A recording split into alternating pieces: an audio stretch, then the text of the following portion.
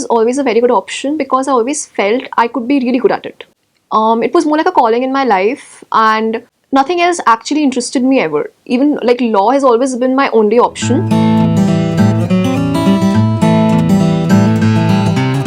Yeah, why should it not be as good an option as the others? That's what I want to ask the people who ask me why law. Because it's just in your head that okay, engineering or medical will take you somewhere and maybe law will not. That you will be one of those lawyers standing outside the high courts in jobless. That's not true.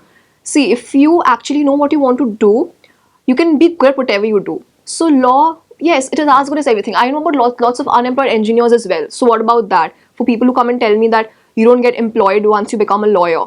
So that all that is just things people will tell you. You just need to know what you want to do because that is what is most important. There's civil services, there's litigation, there's working for corporate houses.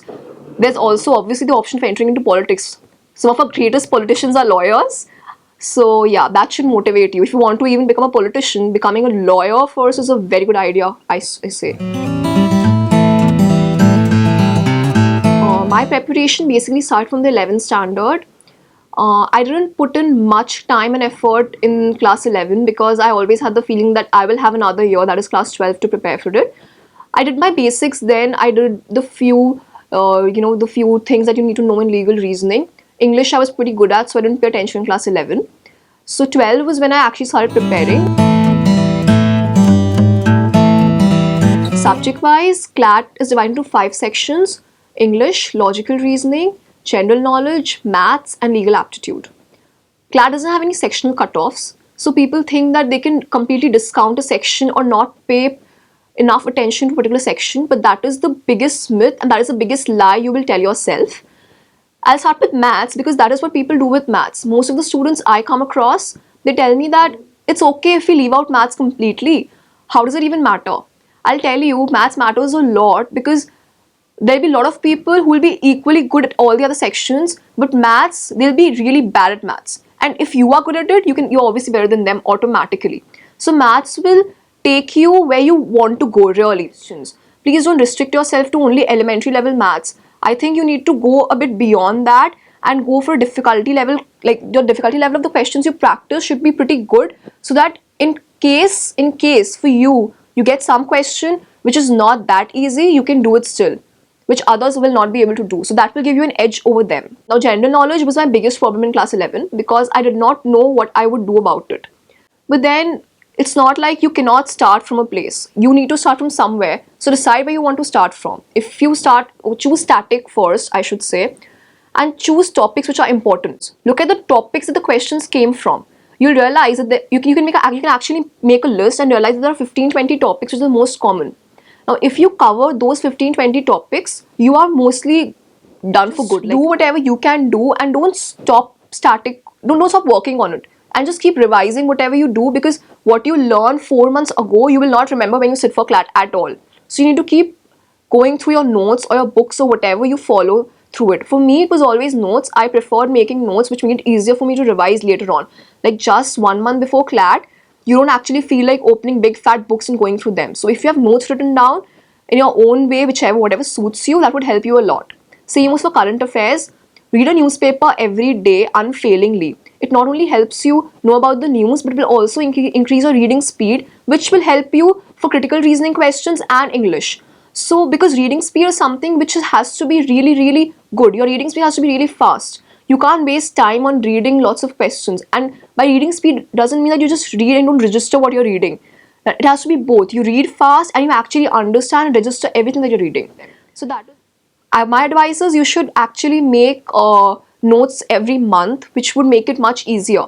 Or else you could actually go through, so that when you actually go through them 2 weeks before CLAT, you will be like, you would know what you have to actually go through. Otherwise, it's the same problem. What you read about in October 2015, you're not expected to remember the exact thing that happened in May 2016 when you appear for CLAT. There'll be options, you'll be able to rule out options. But just so might happen that you might get confused between 2 options, you don't know what to choose. So it's always better to make notes. It's tedious work, but then it really pays off in the end, because for me it did. Coming to logical reasoning, even logical reasoning is another section I've heard people say that it scares them because it's something which requires a bit of your presence of the mind. Don't get scared by it. Go work on it. There are two parts to it: analytical reasoning and verbal reasoning. Analytical is something which most would say is tougher, but for me, verbal was slightly tougher because verbal reasoning is about your own subjective argument. You don't know what the examiner has in mind when he chooses a particular answer for verbal reasoning. His argument may be something else, and my argument may be something else. So that is where verbal reasoning really becomes a difficult problem. But then you should be good to go if you solve enough verbal reasoning questions. That is the most important thing. That is the only thing that actually gets you. For analytical reasoning, there are lots of books. There'll be lots of modules which you can follow. They'll always help you. And accuracy and time both have to be maintained. So that is where practice comes into play. Coming to legal aptitude, and there's legal reasoning and legal knowledge. For legal reasoning, we just realize that it's basically a principle and facts. Stick to the principle. Don't go anything beyond the principle. Just stick to the principle and answer. It should do you enough. I mean, if you practice enough questions, again, it's all about practice. It's how many questions you practice. I think I must have practiced around at least 3,000 or 4,000 legal reasoning questions. It sounds a lot right now, but trust me, if you practice 20 questions every day, if you just practice on 300 days, you will cover 6,000 questions just like that. I didn't practice so much though, not 6,000 questions, I'm sure. And then there are always mocks. Mocks will help you. They will have lots of questions. So be consistent with legal reasoning. So by the end, if you've done your preparation really well throughout, in the end, you'll realize the month before CLAT that you know half of the principles, you know half of the questions. And legal knowledge, you just have to look up sources online, read landmark judgments, go through past year's papers for legal knowledge. And that's very important because most of the questions are pretty similar for legal knowledge. They don't ask you something which is way out of the world or something you're not expected to know. It won't be something very difficult. Usually that's the case. Coming to English, English was never much of a problem for me because I come from a English speaking school, convent school. I've always been good at it. So it didn't seem much of a problem. For those of you who feel that it's a big problem for you, you should actually get down to work at it because you would need English in law school. You can't survive law school without knowing and being proficient in that language. Read a lot. Read novels, read non-fiction books. Read whatever you can lay your hands on because that is the only thing that will help you in improving your vocabulary as well as improving your grammar. Solve questions and solve reading comprehension passages. Reading comprehension usually has 10 questions with it. So if you are not good at it, it kind of can bring your entire score down for English. So practice is also needed for English. But then, yes, if you're good at it, you can choose to not give it the same weightage as maybe legal aptitude or general knowledge. You can kind of be a bit relaxed about it. Coming to the entire paper together, what matters is time management.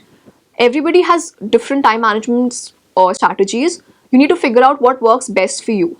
If you can do the English section in 15 minutes, good for you. Someone else might do it in 25 minutes. So what really comes down to is how long you are taking. So you need to figure out, just try, we have 120 minutes. Try completing the paper in 110 minutes. So in the last 10 minutes, you can go back to the questions you could not complete or you think need a review again. I didn't have a timetable in particular until the last month, that is until April 2016. Before that, my only aim was that I need to manage both my boards and my CLAT preparation simultaneously. So I try to devote at least 1.5 hours every day to CLAT preparation because without that it becomes really difficult, at least. On weekends, I devoted more time to it. For me, I never actually thought about, okay, fine, today is Wednesday, so I'm doing this today and tomorrow is Thursday, I'm doing this tomorrow. That doesn't work, not on my case at least. What I instead tried to do was make targets, okay, or goals as I call them, that by the end of the week, I should cover this topic.